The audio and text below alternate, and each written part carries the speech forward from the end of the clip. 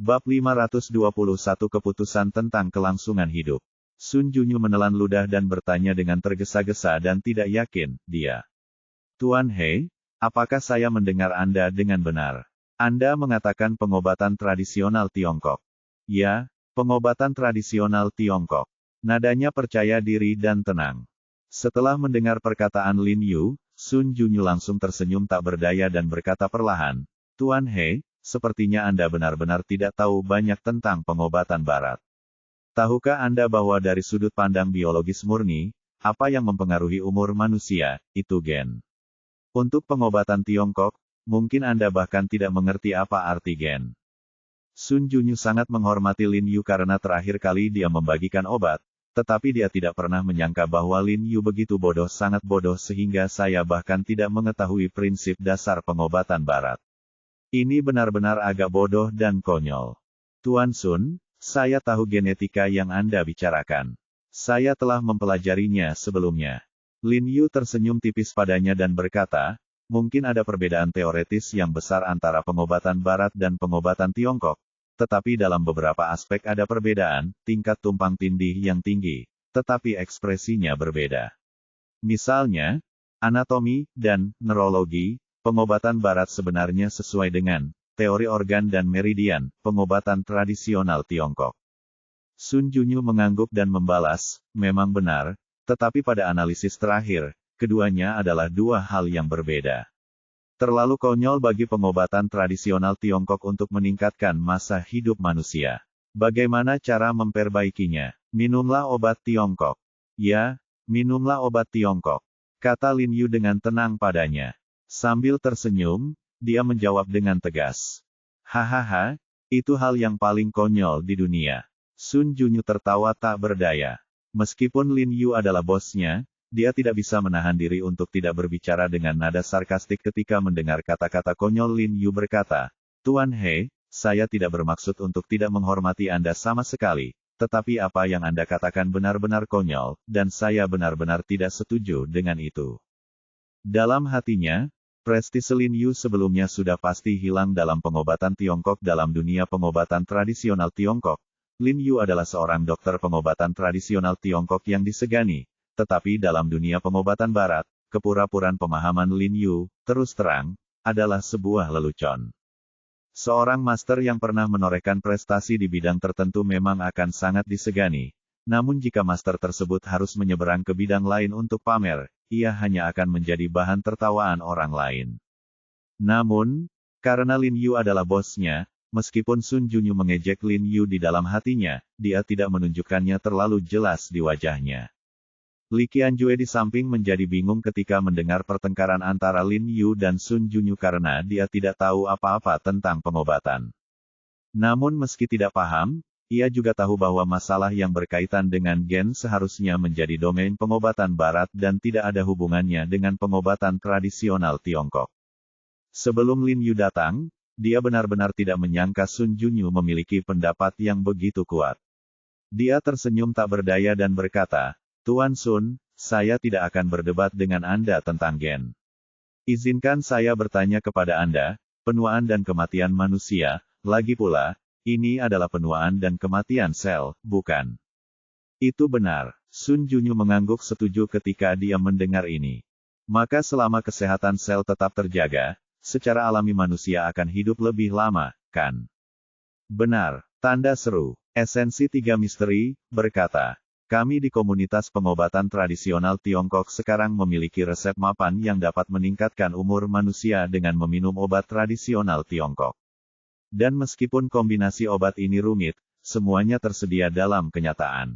Faktanya, di zaman kuno, apa yang disebut ramuan pemurnian untuk mencapai keabadian juga berarti demikian.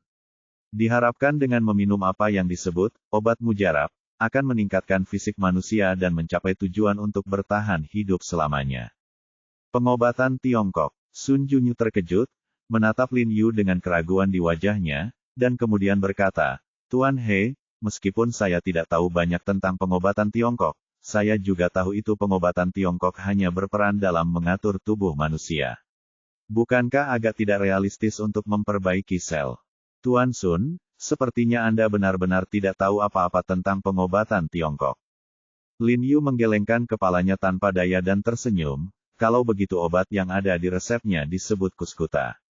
Misalnya berfungsi menutrisi yin dan menyehatkan ginjal, mengatur endokrin dan anti penuaan. Pengobatan dalam negeri barat telah melakukan studi farmakologi pada biji kuskuta menggunakan tikus. Terbukti bahwa biji kuskuta dapat menghambat reaksi glikosilasi non-enzimatik dan mengurangi reaksi radikal bebas, memiliki efek anti penuaan tertentu. Kalau belum tahu, bisa dicek. Ekspresi Sun Junyu tiba-tiba berubah ketika dia mendengar ini. Setelah Lin Yu mengingatkan, dia teringat bahwa seorang profesor pengobatan barat terkenal di Tiongkok memang pernah melakukan penelitian farmakologi semacam ini, tidak tahu bagaimana melakukannya sekarang. Lin Yu menoleh dan berkata dengan serius kepada Li Qianjue, jadi, Saudara Li, jika kita dapat membuktikan kelayakan resep ini, itu sama dengan menguasai cara yang efektif untuk meningkatkan umur manusia. Dia tampak sangat dapat dipercaya dan buru-buru mengangguk. Jiarong, beritahu saya betapa Anda membutuhkan kerja sama saya. Resep ini untuk jangka waktu tertentu untuk menentukan apakah resep tersebut efektif melalui perubahan sel tubuh mereka. Lin Yu menjelaskan dengan sabar. Tuan He, ini tidak diperbolehkan. Jika para sukarelawan ini melakukan sesuatu yang buruk, kita dapat dengan mudah dicap melakukan eksperimen manusia tanpa izin. Ekspresi Sun Junyu tiba-tiba berubah ketika dia mendengar ini, dan dia buru-buru menghentikannya. Akan baik-baik saja di waktu normal, tetapi sekarang grup Li mereka telah mendirikan proyek teknik medis ini, banyak orang yang memperhatikannya. Jika terjadi kesalahan saat ini, konsekuensinya mungkin jauh lebih serius dari biasanya. Selama kita mendapatkan persetujuan dari atas dan menemukan peneliti yang bersedia, ini adalah uji klinis yang sah. Bagaimana kita bisa berbicara tentang eksperimen pada manusia? Lin Yu berbalik dan memandang Sun Junyu dengan sedikit ketidaksenangan, mengetahui bahwa Sun Junyu takut mengambil tanggung jawab jika terjadi sesuatu. Tuan Li, seperti kata pepatah, obat-obatan adalah 3 bagian yang beracun. Jika banyak bahan obat Tiongkok tidak digunakan dengan benar, bahan tersebut akan menghasilkan toksisitas yang tidak dapat diprediksi jika dicampur bersama. Oleh karena itu, jika kita melakukan percobaan pada manusia tanpa izin, risikonya kita harus mengambil sangat tinggi. Besar sekali. Sun Junyu menoleh langsung ke Li Qianjue dan berkata, bahkan jika kami tidak dimintai pertanggungjawaban oleh pihak berwenang, tekanan opini publik sudah cukup untuk menghancurkan kami baru saja didirikan. Jika kita mengalami kecelakaan seperti itu, kemungkinan besar proyek kita akan dibatalkan. Kata-kata Sun Junyu tidak mengkhawatirkan. Jika dunia luar benar-benar mengetahui bahwa proyek bioteknologi grup Li mereka menggunakan tubuh manusia untuk eksperimen, maka masyarakat akan terlibat dalam percobaan akan kehilangan nyawa mereka, maka reputasi mereka hancur total sebelum mereka memulai proyek bioteknologi ini. Li Qianjue ragu-ragu ketika mendengar kata-kata Sun Junyu. Menurut Lin Yu, jika proyek bioteknologi mereka menguasai teknologi ini, maka akan menjadi terkenal dalam satu kesempatan, dan asosiasi medis lain di dunia akan mengambil inisiatif untuk menghubungi mereka. Grup Li tidak lagi harus menderita karena kepengecutan ini. Namun jika gagal, konsekuensinya akan sangat besar. Proyek bioteknologi mereka akan runtuh bahkan sebelum dimulai. Alis Li Qianjue berkerut dan wajahnya gelap seperti air. Dia mungkin gagal untuk saat ini, tetapi dia benar-benar tidak bisa gagal sekarang. Karena proyek bioteknologi ini hampir menghabiskan seluruh sumber daya keuangan grup Li. Ini juga merupakan pertaruhan besarnya untuk masa depan grup Li, jadi dia tidak boleh kalah. Tapi Lin Yu adalah orang yang menyelamatkan dia dan saudara perempuannya, dan keterampilan medisnya luar biasa. Dia tidak tahu harus membuat apa untuk sementara waktu. Lin Yu melihat Li Qianjue ragu-ragu, jadi dia tidak mendesaknya. Bagaimanapun, Li Qianjue adalah pemimpin perusahaan, dan kekuatan pengambilan keputusan secara alami ada di tangannya. Saya percaya Anda, Tuan He. Li Qianying di samping tiba-tiba berbicara kepada Lin Yu atas inisiatifnya sendiri. Meskipun dia tahu bahwa Lin Yu mungkin tidak mahir dalam pengobatan barat, dia tahu bahwa Lin Yu bukanlah orang yang mengambil risiko dengan santai. Karena Lin Yu berkata demikian, maka apa yang dia katakan pasti akan menjadi kenyataan. Nona Li, pengobatan sangat ketat dan tidak bisa didasarkan pada emosi. Sun Junyu tersenyum pada Li Qianying dan berkata, saya juga mengagumi Tuan He, tapi saya tahu jika hal seperti ini gagal, itu akan menjadi sangat serius untuk grup Li kita. Dan Tuan He, ini merupakan pukulan telak. Saudara Li, jika Anda tidak dapat mengambil keputusan sekarang, saya dapat memberi Anda waktu beberapa hari untuk memikirkannya. Hal semacam ini tidak mendesak. Petik 2. Lin Yu tersenyum. Kata, tidak perlu. Aku sudah membuat keputusan. Wajah Li Qianjue menjadi gelap, dan dia melihat ke samping Li Qianjue, menggelengkan kepala dan mulutnya, dan jejak rasa sakit yang tidak mencolok melintas di alisnya. Bab 522, level kedua terlalu rendah. Mari bekerja sama dengan level pertama. Li Qianying melihat tatapan kakaknya dan mengira dia akan menolak. Dia hendak menghentikannya, tapi disela oleh Li Qianjue yang melambaikan tangannya. Li Qianjue berdiri dan memandang Sun Junyu dan berkata dengan wajah serius, Tuan Sun, Anda telah membuat pencapaian besar di bidang pengobatan barat dan proyek bioteknologi, jadi saya sangat percaya pada kemampuan pribadi Anda. Menyala ketika dia mendengar ini. Hai, dia mengangguk dengan penuh kegembiraan, berpikir bahwa Li Qianjue mengikuti sarannya. Namun Li Qianjue melanjutkan, tetapi tidak ada keraguan tentang kemampuan Tuan He. Tanpa Tuan He, proyek bioteknologi ini tidak akan pernah jatuh ke tangan kami, dan bahkan saya dan saudara perempuan saya tidak akan memiliki peluang untuk selamat dan sehat. Berdiri di sini, jika saya, Li Qianjue, hanya bisa mempercayai satu orang, itu pasti Tuan He. Oleh karena itu, karena pendapat Tuan He benar, saya, Li Qianjue, pasti akan mendukungnya sampai akhir. Nyaring, kuat, tegas dan teguh. Ekspresi Li Qianying segera melembut ketika dia mendengar kata-kata kakaknya, dan dia menunjukkan senyuman bahagia. Meskipun wajah Lin Yu tenang, matanya bersinar, dan dia jelas sedikit tergerak. Ekspresi Sun Junyu tiba-tiba berubah ketika dia mendengar ini, dan dia berkata dengan mendesak, Tuan Li, saya tahu bahwa Tuan He memiliki keterampilan medis yang luar biasa dalam pengobatan Tiongkok, tetapi pengobatan Barat dan pengobatan Tiongkok adalah dua hal yang berbeda secara fundamental, terutama genetika. Ya, saya tahu Tuan He telah menyelamatkan Anda dan Nona Li, dan saya juga tahu bahwa Tuan He telah memberikan kontribusi besar dalam pendirian proyek kita. Saya menghormati Tuan He dari lubuk hati saya yang paling dalam, tetapi perasaan tetaplah perasaan, dan kebenaran adalah kebenaran, dan itu tidak bisa dikacaukan. Tuan Sun, saya tahu Anda juga melakukannya demi kebaikan proyek kami, tetapi Tuan He bukanlah tipe orang yang gegabah. Karena dia bisa memikirkan hal ini idenya, dia pasti sudah memikirkannya dengan matang dan harus sangat percaya diri. Melihat kegembiraan Sun Junyu, Li Qianying tersenyum dan menghiburnya. Nona Li, Anda tidak bisa mengatakan itu. Sun Junyu berkata dengan penuh semangat, memiliki tingkat kepastian yang tinggi saja tidak cukup. Sekalipun ada kepastian 99%, risikonya hanya 1%. Risiko ini adalah kami tidak bisa mengambil risiko apapun, karena grup Li kami memiliki hampir setengah dari kekayaan bersih kami. Jika terjadi kesalahan, konsekuensinya tidak terbayangkan.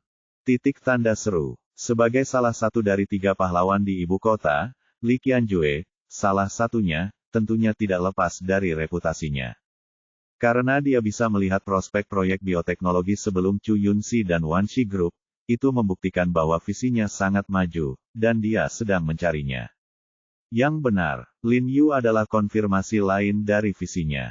Setelah mengalami begitu banyak hal, Lin Yu tidak pernah mengecewakannya sekalipun, jadi dia percaya bahwa Lin Yu tidak akan mengecewakannya kali ini. Selain itu, sebagai generasi muda pionir bisnis, dia dan Chu Yunxi sama-sama sangat suka berpetualang. Begitu penelitian tentang apa yang dikatakan Lin Yu berhasil, imbalannya akan terlalu besar, jadi dia bersedia mengambil risiko. Ekspresi Sun Junyu berubah ketika dia mendengar ini, dan dia hanya bisa menghela nafas pelan, menundukkan kepalanya dan berkata, Tuan Li, karena Anda sangat bersikeras, saya hanya bisa menyerahkan pengunduran diri saya kepada Anda.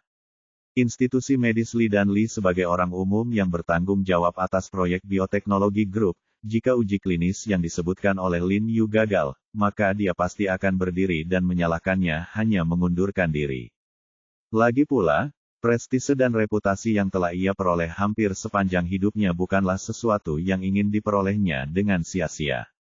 Ekspresi Li Qianjue tiba-tiba berubah saat mendengar perkataan Sun Junyu. Dia terlihat sangat terkejut. Sun Junyu adalah salah satu talenta terbaik di bidang biologi di negeri ini, jadi Li Qianjue tentu saja enggan melepaskannya. Saudara Sun, kamu tidak bisa bertindak atas inisiatifmu sendiri. Li Qianjue berkata dengan tergesa-gesa, aku baru saja berkata, bukannya aku tidak percaya pada kemampuanmu, hanya saja, Tuan.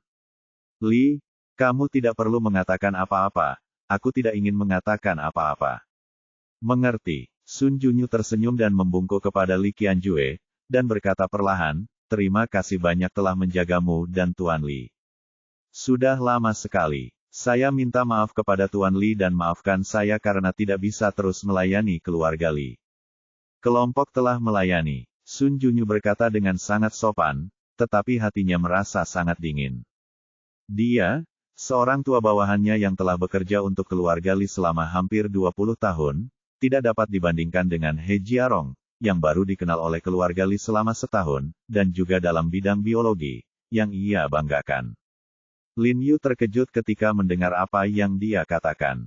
Dia benar-benar tidak menyangka bahwa Sun Junyu akan mengusulkan untuk mengundurkan diri. Dia buru-buru membujuk, Tuan Sun, jangan terburu-buru mengambil keputusan. Bagaimana kalau ini? Ayo kita cari beberapa sukarelawan untuk mengamati sebentar. Waktunya, jika tidak berhasil pada saat itu, dapatkah kita menunda proyek ini? Tidak perlu melakukan itu. Sun Junyu berkata sambil tersenyum, saya sudah memperkirakan konsekuensinya, Tuan He, saya harap Anda bisa melakukannya terlebih dahulu. Saat dia mengatakan itu, dia berbalik dan mengemasi barang-barangnya di meja di belakangnya. Pada saat yang sama, dia memberitahu Li Qianjue bahwa dia akan kembali untuk menyerahkan pekerjaannya ketika Wakil Presiden Kai kembali dalam 2 hari. Wajah Li Qianjue muram. Melihat Sun Junyu telah mengambil keputusan, dia tidak memberikan bujukan yang tidak perlu. Dia berkata dengan suara yang dalam, Saudara Sun, saya akan memberimu liburan panjang untuk saat ini. Kamu bisa berpikir tentang hal itu dengan hati-hati ketika Anda kembali. Anda sudah menemukan jawabannya. Kembalilah lagi. Terima kasih. Tuan Li, tidak perlu. Saudara Li, mengapa kita tidak menunda masalah ini sebentar?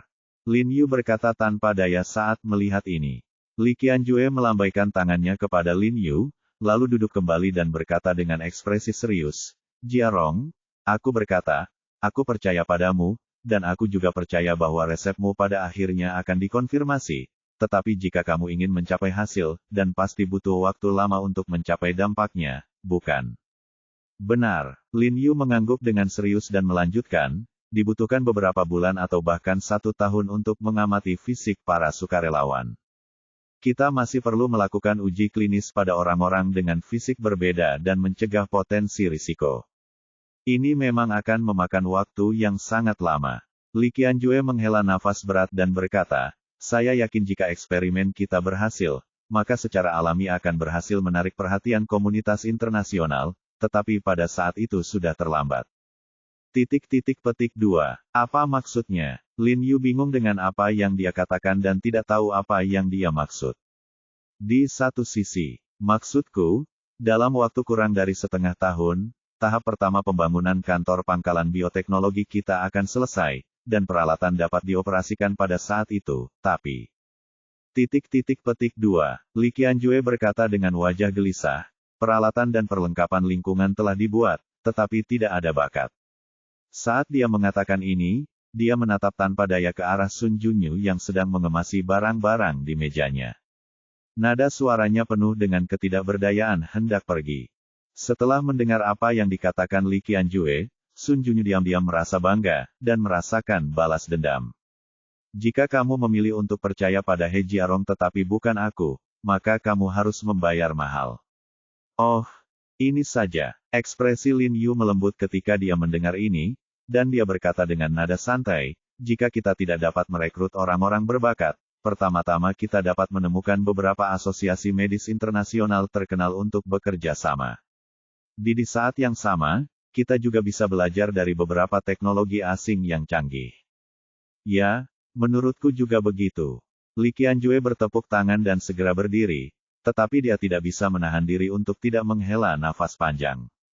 Dia berkata tanpa daya, tapi itulah kesulitannya. Siapa yang mau bekerja sama dengan proyek seperti kita yang baru saja didirikan dan tidak memiliki pengalaman?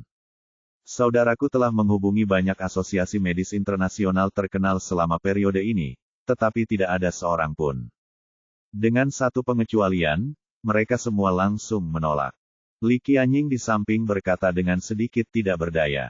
Banyak asosiasi medis tahu bahwa itu adalah proyek bioteknologi yang baru didirikan di Tiongkok, jadi mereka bahkan tidak repot-repot berbicara dengan mereka dan menutup telepon. Telepon secara langsung. Baiklah, saya dapat membantu Anda memikirkan solusinya. Lin Yu tersenyum dengan tenang, berencana untuk memperkenalkan Ani langsung kepada Li Qianjue setelah dia tiba. Apa yang bisa kamu lakukan? Li Qianjue terkejut saat mendengar kata-kata Lin Yu. Lalu dia tiba-tiba memikirkan sesuatu. Dia tampak sangat gembira, menamparkan kepalanya, dan berkata dengan penuh semangat, "Oh, aku lupa. Terakhir kali kamu menggantikanku. Ketika putri muda dari keluarga kerajaan Inggris sedang mengobati suatu penyakit, dia memiliki murid magang dari Eropa, kan? Dia dari Asosiasi Medis Eropa. Oh, maksudmu Kuluman." Lin Yu mendengar apa yang dia katakan, dan langsung berpikir dari magang pengobatan baratnya. Hingga saat ini, Kuluman akan melakukan obrolan video dengan Lin Yu dari waktu ke waktu untuk menanyakan beberapa pertanyaan. Ya, Kuluman. Bagaimana kalau kamu menemukannya, bisakah kamu membantu kami? Tanda seru petik 2, kata Li Qianjue buru-buru. Statusnya di Asosiasi Eropa tidak rendah, tapi dia bukan presiden, dan presiden mereka tidak pernah memperlakukan mereka dengan baik. Berbicara mungkin tidak berhasil. Lin Yu tersenyum tak berdaya dan menggelengkan kepalanya. Mereka ingin merebut posisi presiden, tetapi mereka belum berhasil dalam waktu yang lama. Dikatakan bahwa latar belakang presiden mereka sangat tidak biasa. Jika Kuluman tidak belajar beberapa trik dari Lin Yu, saya adalah orang kaya di balik asosiasi medis kaget. Diperkirakan Kuluman sudah lama dikeluarkan dari asosiasi medis, jadi percuma saja menemukan Kuluman. Ketika Li Qianjue mendengar ini, ekspresinya tiba-tiba turun, seperti balon kempes, dan dia duduk dengan lesu di sofa. Hati Sun Junyu tiba-tiba terangkat ketika pertama kali mendengar Li Qianjue mengatakan bahwa murid Lin Yu berasal dari Asosiasi Medis Eropa, tetapi ketika dia mendengar kata-kata Lin Yu, dia menghela nafas lega. Namun yang tidak pernah dia duga adalah Lin Yu kemudian berkata perlahan, meskipun Asosiasi Medis Eropa adalah asosiasi medis peringkat kedua di dunia, masih ada kesenjangan yang sangat besar antara Asosiasi Medis Eropa dan Asosiasi Medis Amerika. Jadi menurut saya, itu lebih baik bekerja sama dengan American Medical Association. Bab 523 di mata orang lain, kamu hanyalah seekor semut. Lin Yu terlihat sangat alami ketika mengatakan ini, seolah-olah dia sedang menggambarkan fakta yang wajar. Namun, di telinga Li Qianjue dan Li Qianying, kalimat ini seperti guntur. Li Qianjue memandang Lin Yu dengan keterkejutan di wajahnya, seolah-olah dia sedang melihat orang bodoh, mengira Lin Yu belum bangun. Puff, Sun Junyu, yang sedang mengemasi barang-barangnya di samping, tidak bisa menahan tawa, sarkasme di ekspresinya terlihat jelas. Tapi dia segera menahannya, dan wajahnya langsung memerah. Kata-kata Lin Yu hampir membuatnya tertawa sampai mati, dan, menurutku, kata-kata Lin Yu benar-benar arogan, seolah-olah Asosiasi Medis Amerika dan Asosiasi Medis Eropa seperti sayuran di pasaran, membiarkan Lin Yu memilih. Ketika Lin Yu mendengar ejekan Sun Junyu, dia tidak bisa menahan diri untuk tidak menoleh ke arah Sun Junyu dengan rasa ingin tahu. Ekspresi Li Qianjue tidak bisa tidak berubah, dan dia tampak sedikit malu. Mengetahui bahwa Sun Junyu sedang mengolok-olok Lin Yu, dia tidak bisa menahan diri untuk tidak berbisik, "Jiarong, tidakkah kamu tahu banyak tentang asosiasi medis ini?" Petik 2. Bagaimanapun juga, saya adalah seorang praktisi pengobatan Tiongkok dan tidak tahu banyak tentang asosiasi medis pengobatan barat ini. Lin Yu mengangguk dan berkata dengan jujur. Maksudnya adalah dia tidak tahu banyak tentang proyek penelitian spesifik dari asosiasi medis pengobatan barat. Namun, Li Qianjui jelas salah memahami maksud Lin Yu, mengira dia tidak tahu apa-apa tentang industri pengobatan barat, dan buru-buru menjelaskan dengan sabar, meskipun saya tidak tahu banyak tentang asosiasi pengobatan barat ini, saya tahu bahwa status mereka di industri pengobatan barat sangat penting. Mereka setara dengan tingkat veteran di komunitas pengobatan Tiongkok Anda dan mewakili tingkat teratas industri pengobatan barat. Jadi bukannya kami ingin mengikuti. Jika kamu bekerja sama dengan orang lain, kamu bisa bekerja sama dengan orang lain. Li Qianjui hanya bisa menghela nafas, dan berkata dengan sedih, sejujurnya, saya telah mencari orang kemana-mana, dunia, apalagi Amerika Serikat. Bahkan asosiasi medis di Australia dan Rusia, yang tidak begitu terkenal di dunia, tidak memperhatikan kami sama sekali. Ya, Tuan He, masalah ini tidak terjadi, semudah yang kamu pikirkan, jadi kita masih harus lebih bersiap. Li Qianying mengedipkan mata pada Lin Yu, jelas mengingatkan Lin Yu bahwa dia takut jika Lin Yu terus berbicara, dia akan mengungkap ketidaktahuannya dan diejek oleh Sun Junyu. Lin Yu juga tahu apa yang dimaksud saudara-saudari itu, tersenyum, dan berkata, saya tahu bahwa asosiasi medis tingkat ini di Amerika Serikat tidak akan dengan mudah setuju untuk bekerja sama dengan orang lain, tetapi saya kenal seorang teman di sana yang seharusnya bisa bantu kami. Itu terjadi begitu saja. Dia juga akan datang ke Tiongkok selama periode ini, jadi kita bisa mendiskusikannya secara detail saat kita bertemu. Li Qianjui sedikit terkejut, dan menatap adiknya dengan serius, tanpa berkata apa-apa lagi. Ketika Sun Junyu mendengar kata, teman, dia menggelengkan kepalanya tanpa daya dan tersenyum. Dia mengira Lin Yu akan mengatakan hal yang sangat menggemparkan. Saat ini, Sun Junyu telah mengemasi semua barangnya.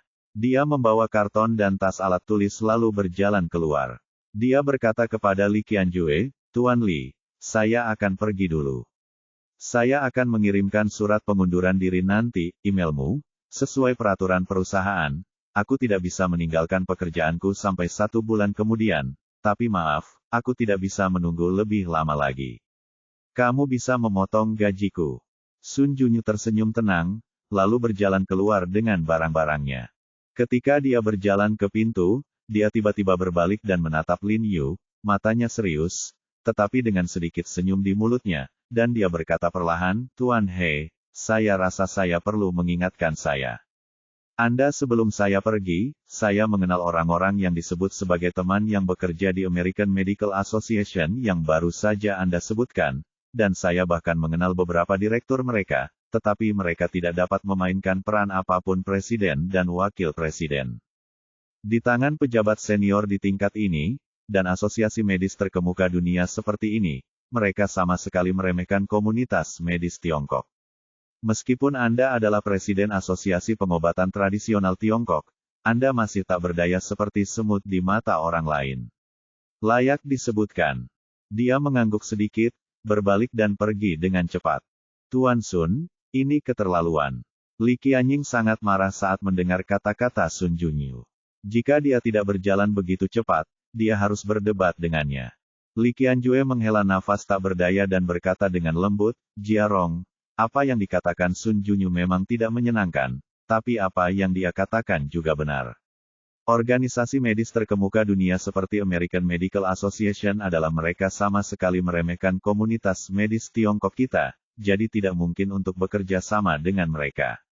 Meskipun dia tidak ingin memukul Lin Yu, tidak mungkin. Ide Lin Yu terlalu naif.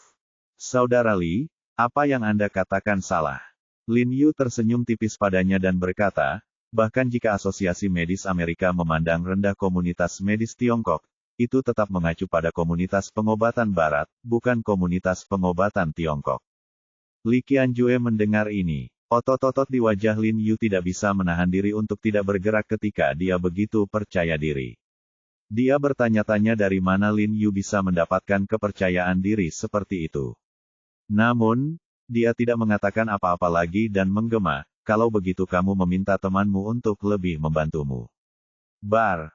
Karena itu, dia tidak memiliki harapan apapun di dalam hatinya. Dia mulai memikirkan apakah dia dapat menemukan institusi medis internasional kelas 2 atau 3 untuk bekerja sama. Pada saat ini, di ruang konferensi senior Departemen Intelijen Militer, Hu Haifan buru-buru masuk dengan membawa map. Melihat dua pria parubaya berseragam militer yang telah bersiap di ruangan itu, dia tidak bisa menahan senyum dan berkata, Lao Yuan, Lao Sui, Anda telah bekerja keras dalam perjalanan ini. Petik 2. Dua pria parubaya yang dia panggil Lao Yuan dan Lao Sui masing-masing bernama Yuan He dan Sui Dongwei, dan mereka adalah kepala kedua dan ketiga dari kelompok tersebut. Departemen Intelijen Militer. Yuan He melepas topinya, menyentuh kepalanya, dan berkata, Hu Tua, apa yang terjadi? Kami baru saja kembali dan mereka meminta kami datang untuk rapat. Untung, bagus, bergegas keluar pintu. Kedua penjaga keamanan memerintahkan mereka untuk berjaga, dan kemudian pintu ruang konferensi dikunci. Kepala Hu, hal baik apa yang bisa saya lakukan untuk membuat Anda bahagia seperti ini? Sui Dongwei bertanya sambil tersenyum. Pernahkah kalian berdua mendengar tentang kunjungan aliansi Master Pedang ke kantor intelijen militer kita? Hu Haifan berkata sambil tersenyum. Saya mendengarnya. Sui Dongwei mengangguk dengan tergesa-gesa, dengan kegembiraan di wajahnya, dan berkata dengan penuh semangat, saya mendengar bahwa Tuan Xiang masih hidup, apakah itu benar? Petik 2. Hu Haifan berkata dengan seluruh kekuatannya. Dia mengangguk dan tersenyum kecil lebar-lebar. Sungguh bagus bahwa Xiang Lao masih hidup, tapi sayang sekali sang pahlawan sudah tua. Saya khawatir dia tidak bisa banyak membantu kantor intelijen militer kita. Berkata dengan santai, tanpa banyak emosi di wajahnya. Ya, Xiang Lao memang sudah tua, tapi dia masih kuat. Hu Haifan menatap Yuan He dan berkata sambil tersenyum, apakah kamu tidak melihat ekspresi orang Jepang ketika Xiang Lao menggunakan jari emas yang patah? Wajahnya menjadi pucat karena ketakutan. Petik 2. Oh, sungguh, bagus sekali. Sui Dongwei buru-buru menyetujuinya. Tapi kali ini, selain Xiang Lao, orang yang memberikan kontribusi terbesar bagi Departemen Intelijen Militer kita adalah Mayor He Jiarong He. Petik 2. Aku juga pernah mendengar tentang ini. Kudengar He Jiarong membawa pedang dan memotong pedang pertama di Jepang yang selalu dibanggakan Xiao Dongyang. Kata Sui Dongwei dengan gembira. Ya, dan orang-orang dari aliansi Master Pedang ingin menggunakan Qigong keras untuk berpura-pura menjadi tubuh suci yang terlahir kembali, yang kami sebut, tubuh murni yang paling sulit, untuk membodohi kami, tetapi Mayor dia berhasil melewatinya. Hu Haifan berkata sambil tersenyum, dan hanya butuh jarum perak untuk menjatuhkan Hattori. Dapat dikatakan bahwa hal itu memberi banyak perhatian pada kantor intelijen militer kita. Pengecualian dan mendapatkan He Jiarong. Sungguh keputusan yang sangat bijaksana bagi kami untuk datang ke Departemen Intelijen Militer. Sui Dongwei hanya bisa menghela nafas, mengingat bahwa dia menentang masalah ini pada awalnya, sedikit rasa malu melintas di wajahnya. Lao Hu, kamu memanggil kami ke sini hanya untuk membual tentang He Jiarong, kan? Yuan He melirik Hu Haifan dan berkata dengan nada dingin. Itu tidak benar. Kali ini saya terutama mendiskusikan keputusan penting dengan kalian berdua. Hu Haifan berkata dengan cepat, meskipun He Jiarong telah memberikan kontribusi yang begitu besar kepada Departemen Intelijen Militer kita kali ini, dia tidak melakukannya. Dia hanya ingin kita setuju atas permintaannya. Oh, Anda masih perlu mendiskusikan permintaan tersebut dengan kami. Anda adalah pemimpin No. 1. Tidak bisakah Anda mengambil keputusan sendiri? Saya benar-benar tidak bisa mengambil keputusan sendiri. Saya memerlukan persetujuan kalian berdua. Hu Haifan tersenyum tak berdaya, lalu menoleh ke arah Yuan He dan berbisik, He Jiarong berkata dia ingin kami memberinya kesempatan untuk masuk. Masuk. Hak untuk membaca di gudang rahasia No. 1. Ekspresi Yuan He tiba-tiba berubah ketika dia mendengar ini, dan dia membanting meja dan berkata dengan cemas, bukankah ini disebut serakah akan hadiah? Ini tidak seperti ketiganya, kita bisa masuk dan keluar gudang rahasia No. 1 sesuka hati. Apakah kita sejajar? Dia seharusnya tidak diizinkan meminjam ketiga buku itu terakhir kali. Ini memalukan. Departemen Intelijen Militer yang bebas masuk dan keluar gudang rahasia No.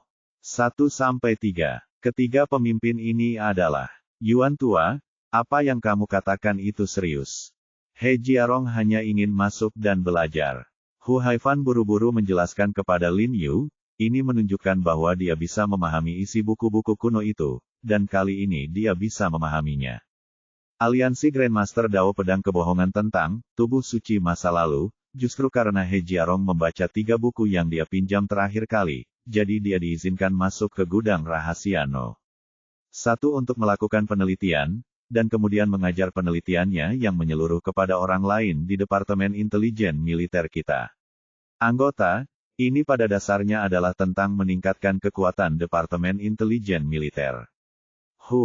Bagaimana jika orang ini memiliki motif tersembunyi? Yuan He berteriak dingin dan menggelengkan kepalanya dengan tegas. Tidak peduli apa yang kamu katakan, aku hanya tidak mau setuju dengan orang ini untuk memasuki gudang rahasia nomor 1. Bab 524 Darurat. Melihat Yuan He begitu bertekad, ekspresi Hu Haifan tidak bisa tidak berubah, dan dia merasa sangat marah. Yuan He ini tidak memberinya, pemimpin nomor 1, wajah apapun. Setelah melihat ini, Sui Dongwei segera berkata sambil tersenyum, Yuan Tua, lihat dirimu, kamu tidak dapat membicarakan apapun dengan lambat, jangan langsung mengambil kesimpulan. Ya, Yuan Tua, setidaknya mari kita diskusikan pertama. Hu Haifan berkata dengan tenang dan agak tak berdaya. Lagi pula, jika Lin Yu ingin memasuki gudang rahasia nomor 1, dia harus mendapatkan persetujuan bulat dari mereka bertiga wajahnya dan membujuknya dengan baik. Hu Tua, aku tidak bermaksud mempersulitmu, tapi kamu harus tahu apa maksud dari gudang rahasia nomor 1 itu, kan? Yuan He menoleh dan berkata dengan suara yang dalam, barang-barang yang disimpan di sana berusia ribuan tahun di Tiongkok. Inti dari mistisisme, kita tidak bisa membiarkan anak ini masuk hanya karena dia bisa memahami apa yang ada di dalamnya. Siapa yang tahu apa yang dia pikirkan? Dan sebenarnya, dia hanya tinggal nama di dalam kita Departemen Intelijen Militer. Belum lagi pembentukan resmi Departemen Intelijen Militer kita. Bagaimana Anda bisa dengan aman membiarkan dia pergi ke tempat rahasia seperti itu? Jika bukan karena keadaan khusus, saya tidak akan setuju. Justru karena kami membiarkannya masuk. Kali ini, wajah kantor intelijen militer terselamatkan. Hu Haifan memandang Yuan He dan berkata dengan sungguh-sungguh, kamu tidak ada di sana pada saat itu, dan kamu tidak tahu betapa merajalelanya orang-orang itu, jadi kamu baru saja menamparku di depan semua orang. Itu tamparan di wajah. Lao Hu, Lao Yuan, jangan bersemangat. Jika tidak berhasil, mari kita tunda masalah ini untuk saat ini. Amati He Jiarong sebentar untuk memastikan dia baik-baik saja. Sui Dongwei tertawa, mencoba memuluskan segalanya, memikirkan kinerja Lin Yu yang tidak memuaskan. Terakhir kali dia menguji Lin Yu, Sui Dongwei tidak terlalu mempercayai Lin Yu, jadi dia memutuskan untuk mengamati dan mengamati. Lao Sui, sudah berapa lama kita mengamati He Jiarong? Hu Haifan tiba-tiba menjadi cemas. Apakah itu dari Qinghai atau ke ibu kota? He Jiarong tidak pernah melakukan apapun yang melanggar hukum atau moralitas, dan dia telah mendirikan sebuah dasar yang bagus untuk kantor intelijen militer kita. Akan sangat sia-sia jika kita tidak memanfaatkan bakat seperti itu dengan baik. Petik 2. Siapa yang tahu kalau orang ini hanya berpura-pura? Mungkin dia hanya mencoba untuk mendapatkan kepercayaan kita. Haifan, dia agak tidak setuju dengan apa yang dia katakan. Siapa yang tahu apakah dia akan mampu bertahan ketika dia tergoda oleh keuntungan besar dari pasukan luar negeri di masa depan. Yuan Tua, apa yang kamu katakan tidak masuk akal. Haifan berkata dengan tergesa-gesa, kalian semua tahu, akan ada kompetisi pertukaran militer yang diadakan oleh Organisasi Intelijen Internasional pada paruh kedua tahun ini, dan Aliansi Master Pedang juga akan berpartisipasi. Kepala berdiskusi dengan mereka. Jika kita membiarkan He Jiarong memasuki gudang nomor 1 untuk meningkatkan kekuatannya sekarang, maka pada saat itu dia pasti akan menambah kemuliaan bagi kita di dunia. Jika kemuliaan semacam ini didasarkan pada bahaya besar yang tersembunyi, saya lebih suka tidak mendapatkan kejayaan seperti ini. Yuan He mendengus, tidak puas. Hu Haifan menatapnya dengan marah, dadanya naik turun, dan dia tidak bisa berkata apa-apa untuk beberapa saat. Bicaralah pelan-pelan jika ada yang ingin kau katakan, jangan cemas. Sui Dongwei menghibur mereka berdua sambil tersenyum. Dong dong dong. Saat itu, tiba-tiba terdengar ketukan di pintu. Hu Haifan tiba-tiba menoleh dan berteriak dengan marah, saya tidak akan mengatakan apa-apa lagi. Saya sedang mengadakan pertemuan di sini. Tidak ada yang boleh menyela. Ketua, maaf mengganggu Anda, tapi ada situasi darurat sekarang. Saya harus mengikuti laporkan. Suara Mayor Jenderal Fan tiba-tiba terdengar dari luar pintu. Melihat bahwa itu adalah Mayor Jenderal Fan, Hu Haifan sedikit mengernyit dan bertanya, apakah ini mendesak? Tidak bisakah kita menunggu sampai kita menyelesaikan pertemuannya? Situasinya sangat mendesak. Tolong tunda pertemuannya. Ini tentang pedang aliansi Master. Mayor Jenderal Fan berkata dengan penuh semangat. Ketika Hu Haifan mendengar bahwa ini tentang aliansi Master Pedang, alisnya berkerut semakin erat. Dia jelas sedikit terkejut. Tanpa berkata apa-apa, dia berjalan langsung ke pintu dan membukanya. Ketua, di sana bersama aliansi Master Pedang. Mayor Jenderal Fan hendak berbicara setelah melihat Hu Haifan. Ketika dia menyadari bahwa masih ada pemimpin nomor 2 dan 3 di ruangan itu, dia segera memberi hormat dan berkata dengan hormat, halo, dua pemimpin. Oke, Lao Fan, apa yang terjadi? Petik 2. Sui Dongwei melambai padanya dengan cepat dan bertanya dengan nada mendesak. Saat ini di institusi medis Li Qianjue telah memanggil beberapa ahli dari institusi medis dan mengajak Lin Yu mengunjungi fasilitas medis dan laboratorium yang baru diperkenalkan di institusi medis Li. Meskipun talenta di institusi medis Li terbatas, peralatan di institusi tersebut adalah yang terbaik di dunia.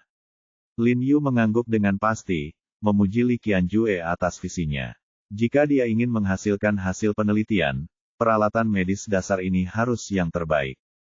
Karena Sun Junyu, Direktur Umum Institusi Medis Li, telah pergi, dan orang kedua sedang dalam perjalanan bisnis, Lin Yu menjelaskan resep ini dalam Esensi 3 Misteri, kepada seorang direktur yang tahu sedikit tentang pengobatan tradisional Tiongkok. Metode persiapan banyak bahan obat relatif rumit. Jadi Lin Yu secara pribadi mendemonstrasikannya di ruang pengobatan. Pada saat ini, ponsel Lin Yu di sakunya tiba-tiba berdering. Ketika Lin Yu melihat bahwa itu adalah Hu Haifan, wajahnya menjadi tegak dan dia cukup terkejut. Dia buru-buru berjalan ke samping untuk mengambilnya dan berkata dengan hormat, Ketua Hu, apakah Anda mencari saya? Mayor He, di mana Anda? Haifan di ujung telepon berkata dengan suara serius, datanglah ke markas besar wilayah militer segera. Lin Yu bertanya dengan bingung sakit. Apakah saya perlu membawa peralatan medis? Tidak, datanglah ke sini sesegera mungkin, saya akan mencari tahu ketika Anda sampai di sini. Hu Haifan berkata dengan sedikit kedinginan. Setelah itu, dia menutup telepon secara langsung. Lin Yu menatap telepon di tangannya dengan sedikit kebingungan, tidak tahu apa yang terjadi. Namun, mendengarkan nada bicara Hu Haifan, dia tahu bahwa masalahnya pasti tidak sederhana, jadi dia tidak berani menunda sama sekali, dan meminta maaf kepada Li Qianjue. Setelah menyapa yang lain, mereka langsung keluar untuk naik taksi dan bergegas menuju markas militer. Lin Yu pergi dengan tergesa-gesa dan tidak menyadari bahwa ketika dia keluar dari institusi medis Li, hujan sudah turun dengan deras. Pada saat dia tiba di rumah sakit umum daerah militer, hujan sudah deras, dan dia akan segera berangkat lari ke dalam segera setelah dia turun dari mobil. Tapi saat ini, sosok yang memegang payung hitam berlari ke arahnya di pintu rumah sakit dan menangkapnya. Lin Yu mendongak dan berkata dengan heran, Tan Kai, kenapa kamu ada di sini? Untuk datang dan menjemputmu. Tan Kai buru-buru berkata, ayo pergi, ikuti aku. Apa yang terjadi? Lin Yu bertanya pada Tan Kai dengan bingung.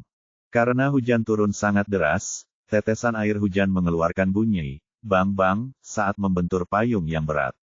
Akibatnya, Tan Kai tidak dapat mendengar perkataan Lin Yu dengan jelas, sehingga Lin Yu harus menaikkan volume suaranya dan berbicara lagi. Aku tidak tahu detailnya. Kamu akan mengetahuinya setelah kamu sampai di sana. Tan Kai menggelengkan kepalanya. Meskipun dia tidak tahu secara spesifik apa yang terjadi, dia tahu itu bukan hal yang baik. Tan Kai membawa Lin Yu ke sebuah bangunan tua di belakang. Di bawah guyuran hujan, seluruh bangunan mengeluarkan bau apek dan ramuan yang menyengat. Saya melihat sejumlah kendaraan berplat nomor militer diparkir di depan pintu, dan seluruh koridor di lantai 1 dipenuhi orang. Tampaknya sangat bising, seolah-olah ada yang sedang berdebat tentang sesuatu. Yang mengejutkan Lin Yu adalah ada beberapa orang Jepang berdiri di depan pintu. Lin Yu juga memiliki kesan terhadap mereka dan mengetahui bahwa mereka semua adalah anggota aliansi Master Dao Pedang. Tapi yang tidak disangka Lin Yu adalah orang-orang ini tiba-tiba mendatanginya setelah melihatnya, menyeringai dan mengeluarkan gelombang raungan rendah, sepertinya sangat memusuhi Lin Yu. Minggir, minggir, Tan Kai berteriak pada mereka dan membawa Lin Yu masuk. Ada juga beberapa orang Jepang berdiri di koridor, dan mereka semua memasang wajah kebencian. Wajah Lin Yu penuh dengan kebingungan, dia tidak tahu penyakit apa yang diderita orang-orang Jepang ini. Mereka tiba-tiba bersikap bermusuhan terhadapnya. Ini belum pernah terjadi bahkan pada pertemuan pertukaran terakhir. Ketua, Mayor dia ada di sini. Tan Kai dan Lin Yu menerobos kerumunan, dan melihat Hu Haifan, Yuan He, Sui Dongwei, Mayor Jenderal Fan dan pejabat senior lainnya dari Departemen Intelijen Militer di tengah lorong, dan buru-buru melaporkan. Selain Hu Haifan, Tokugawa dan Fukuyama juga berdiri di tengah koridor. Mereka sepertinya sedang mendiskusikan sesuatu dengan Hu Haifan dan yang lainnya. Keduanya terlihat murung dan terlihat sangat tidak senang. Halo, Ketua. Lin Yu juga memberi hormat kepada Hu Haifan dan yang lainnya seperti biasa. Dia tidak bisa tidak melihat ke arah Yuan He dan Sui Dongwei, mengetahui bahwa mereka adalah pemimpin nomor 2 dan No. 3 terakhir kali, Lin Yu saat saya di Badan Intelijen Militer, saya melihat foto dua orang ini. Fukuyama dan Tokugawa melontarkan tatapan dingin di mata mereka setelah melihat Lin Yu. Lin Yu mengabaikan mereka dan bertanya pada Hu Haifan dengan rasa ingin tahu, Ketua, apa yang terjadi? Bab 525 ingin melakukan kejahatan. Apa yang terjadi, dan kamu masih berani bertanya? Apa kamu sendiri tidak mengetahuinya, dasar pembunuh? Sebelum Hu Haifan dapat berbicara, Tokugawa di samping berinisiatif meneriaki Lin Yu dengan kebencian. Seorang pembunuh. Lin Yu menatap Tokugawa dengan bingung, mengabaikannya, menoleh ke Hu Haifan dan bertanya, Ketua, siapa yang saya bunuh? Hu Haifan selalu terlihat murung, mengerutkan kening, menatap Lin Yu, dengan dingin dia berkata, He Jiarong, biarkan saya bertanya kepada Anda, ketika Anda menggunakan jarum perak untuk mematahkan Qigong keras Hattori hari itu, apakah itu menyebabkan kerusakan pada tubuhnya? Menyebabkan kerusakan pada tubuhnya. Ekspresi Lin Yu berubah, seolah-olah dia sudah menebaknya.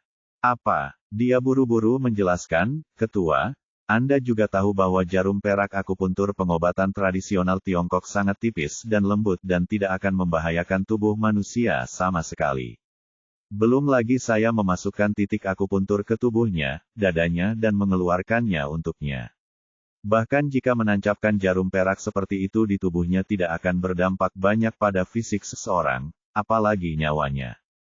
Lin Yu merasa ini tidak masuk akal. Bagaimana bisa perak tipis jarum menusuk seseorang sampai mati?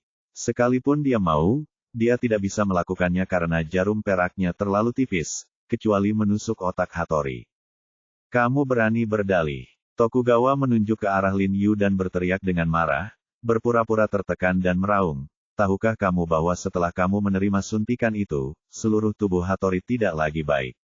Pagi ini kami baru saja menemukan tubuhnya. Petik 2. Apa katamu? Dia sudah mati. Petik 2. Lin Yu tampak kaget saat mendengar ini. Kamu masih berpura-pura? Tahukah kamu betapa kuatnya jarum perak yang kamu tembakkan? Tokugawa mendengus dingin, dengan kebencian yang sangat besar keluar dari matanya. Lin Yu menatap Hu Haifan dengan penuh rasa ingin tahu. Hu Haifan mengangguk dengan tenang dan berkata, mayatnya ada di dalam, dan dokter forensik sedang melakukan otopsi. Bolehkah saya masuk dan melihat? Lin Yu bertanya dengan cemberut, tentu saja sedikit khawatir. Hu Haifan ragu-ragu sejenak, lalu mengedipkan mata ke penjaga di sebelahnya, dan penjaga itu membawa Lin Yu ke dalam kamar mayat. Begitu dia memasuki pintu, tercium bau menyengat, dan penjaga segera menutup pintu. Berbaring di ranjang kamar mayat di tengah kamar mayat besar adalah seorang lelaki kekar dengan mata tertutup dan bibir memar. Karena kehilangan vitalitasnya, kulit lelaki itu menunjukkan warna putih kebiruan, dan sudah ada beberapa bintik samar di atasnya. Tubuhnya dapat dinilai bahwa waktu kematian pria tersebut mungkin beberapa jam.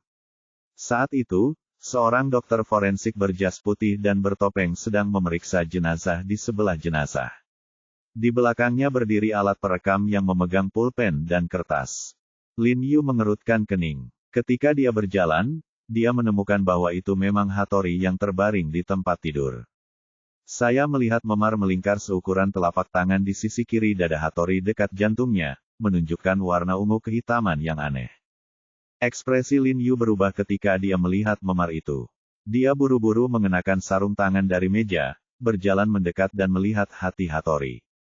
Jangan dilihat. Penyebab kematiannya adalah pecahnya kardiovaskular. Jika Anda mencari perawatan medis tepat waktu, itu tidak akan menjadi masalah besar, tapi orang ini menahan diri sampai mati. Dokter forensik memandang Lin Yu dengan ringan dan berkata.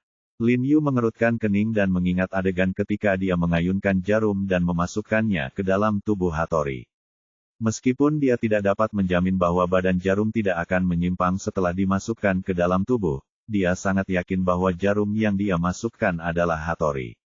Titik Xuanji di dada jauh dari jantung, sehingga tidak mungkin terjadi pecahnya kardiovaskular. Jelas, ada alasan tersembunyi lain di balik kematian Hattori. Lin Yu tidak bisa tidak memiliki tebakan mengejutkan di benaknya. Mungkinkah Tokugawa dan Fukuyama sengaja membunuh Hattori untuk menjebak dirinya sendiri? Lin Yu merasa ngeri. Anda harus tahu bahwa Hattori adalah murid Tokugawa. Untuk menghadapinya, dia bahkan membunuh muridnya sendiri dan kapten negaranya. Setelah dokter forensik memeriksa jenazah, dia memanggil Lin Yu keluar dari kamar mayat. Hu Haifan dan yang lainnya segera mengelilinginya dan bertanya dengan penuh semangat kepada dokter forensik, bagaimana? Bagaimana situasinya? Kegagalan yang disebabkan oleh pecahnya kardiovaskular. Tekanan darah, kesimpulan awal adalah jantung almarhum ditusuk dengan alat tajam, dan itu adalah alat tajam yang sangat kecil, seperti jarum. Dokter forensik memberitahu Hu Haifan dan yang lainnya dengan jujur. Bagaimana, Direktur Hu, Anda mendengarnya? Buktinya meyakinkan, biarkan saya melihat bagaimana Anda bisa menutupi He Jiarong. Tokugawa bertanya pada Hu Haifan dengan ekspresi marah di wajahnya setelah mendengar ini. Tuan Tokugawa, jangan khawatir. Jika kesalahan kami yang menyebabkan kematian salah satu orang Anda, jangan khawatir, kami tidak akan pernah mengabaikan tanggung jawab kami. Yuan He berdiri dan tersenyum ringan pada Tokugawa, menjamin sambil secara tidak sengaja menjaminnya. Dia melirik Lin Yu tanpa emosi sama sekali. Ya Pak Tokugawa, kalau itu tanggung jawab kami tidak akan pernah lalai. Departemen Intelijen Militer kami berani mengambil tanggung jawab. Hu Haifan juga berkata dengan tenang. Oke. Tokugawa tampak senang saat mendengar ini dan buru-buru berkata, kalau begitu tolong lakukan sesuatu pada He Jiarong. Itu adalah tanggung jawab kami dan kami akan memikulnya, tetapi jika itu bukan tanggung jawab kami tidak akan pernah menerimanya, fitnah. Sebelum Tokugawa selesai berbicara, Lin Yu berdiri dan memotongnya dengan dingin. He Jiarong, dalam bahasa Mandarinmu, adalah bebek mati dengan mulut yang keras. Fusan berkata dengan dingin kepada Lin Yu dengan wajah cemberut, apakah kamu mendengar apa yang baru saja dikatakan oleh dokter forensik? Jelas kamu yang menggunakan itu, jarum perak yang menusukmu jantung Hattori patah dan dia meninggal. Dokter forensik ini dibawa oleh orang-orangmu. Kamu tidak bisa mengatakan bahwa dokter forensik ini berbohong, kan? Petik 2. Dokter forensik tidak berbohong, tapi itu tidak ada hubungannya denganku. Yang kutusuk adalah titik Xuanji di dada Hattori, yang jauh dari jantungnya. Bagaimana bisa melukai sistem kardiovaskularnya? Petik 2. Lin Yu memandang Tokugawa dan Fukuyama tanpa berkata apa-apa. Dia mundur dan berkata, jika kamu tidak tahu apa itu Xuanji Point, kamu dapat kembali dan mencari sendiri informasinya. Petik 2. Jangan lupa, saat itu, kamu ketika jarum perak menusuknya, Hattori langsung pingsan dan jatuh ke tanah. Begitu dia selesai berbicara, sekelompok orang Jepang di sekitarnya mulai berteriak keras, menunjuk ke arah Lin Yu dan berteriak. Semuanya, diam. Hu Haifan berteriak dengan marah kepada kerumunan, dan berkata dengan suara yang dalam kepada Tokugawa, Fukuyama dan yang lainnya, Tokugawa duluan, meskipun kematian Hattori ada hubungannya dengan Mayor Hei, jangan lupa, sebelumnya Anda dan Hattori keduanya setuju, dan Andalah yang membual bahwa Hattori kebal. Sekarang setelah ini terjadi, kantor intelijen militer kami bertanggung jawab, dan Anda sendiri juga memiliki tanggung jawab yang tidak dapat disangkal. Ekspresi Tokugawa dan Fukuyama berubah, ya, saat itu, kali mereka masih membual tentang membiarkan Lin Yu memukul Hattori dengan pistol.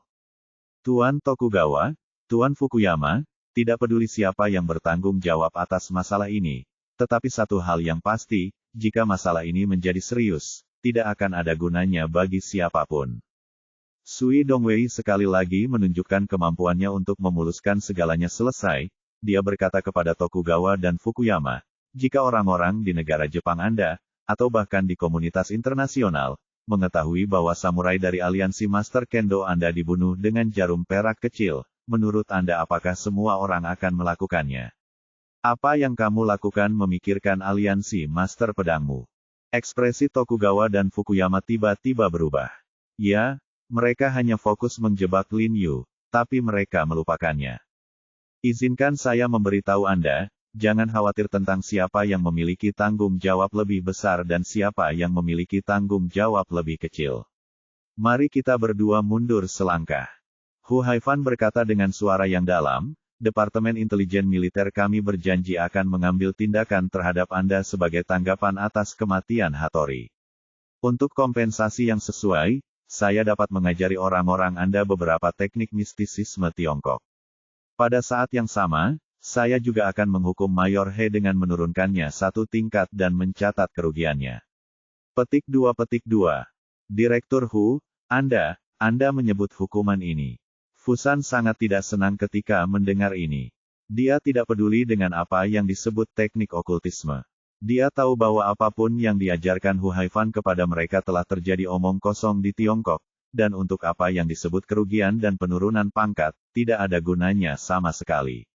Itu tidak akan menguntungkan mereka sama sekali. Mungkin ketika mereka meninggalkan Hu Haifan, Lin Yu akan dipromosikan lagi. Benar, Direktur Hu, Anda jelas-jelas bersikap asal-asalan terhadap kami. Tokugawa juga berkata dengan sangat marah, orang yang meninggal di kerajaan matahari terbit kita adalah elit yang langka. Dia adalah murid tercinta saya. Anda seperti ini, metode penanganannya setara dengan penghinaan kedua terhadapku dan kekaisaran matahari terbit kita. Lin Yu melihat ekspresi palsu Tokugawa dan merasa jijik. Jika bukan karena fakta bahwa Hu Haifan sengaja melindungi dirinya sendiri dan tidak ingin mempermalukan Hu Haifan, Lin Yu dia harus berdiri dan memarahi Tokugawa ini. Wajah Hu Haifan menjadi gelap, dan dia berkata dengan penuh keagungan, lalu apa yang kamu inginkan? Apakah kamu ingin kami menemanimu untuk menyelamatkan hidup kami? Oke, saya, Hu Haifan, berdiri di sini. Jika saya ingin kehilangan nyawa saya, jika kamu memiliki keberanian, meskipun datang dan dapatkan. Kata-kata Hu Haifan ini begitu keras sehingga Tokugawa dan Fukuyama mau tidak mau mengubah ekspresi mereka. Mereka benar-benar tidak menyangka Hu Haifan akan mengucapkan kata-kata kejam seperti itu untuk melindungi Lin Yu. Ini jelas merupakan perpisahan dengan mereka. Semua orang di Departemen Intelijen Militer juga tiba-tiba terkejut. Mereka benar-benar tidak menyangka bos mereka akan menganggap tinggi Lin Yu. Lin Yu tidak bisa menahan perasaan terharu dan tersanjung. Lao Hu, kamu tidak perlu bereaksi begitu bersemangat. Tuan Tokugawa dan Tuan Fukuyama tidak bersikeras mengatakan bahwa satu nyawa akan bernilai satu nyawa. Yuan He berkata dengan santai di sampingnya, kami juga bertanggung jawab untuk masalah ini.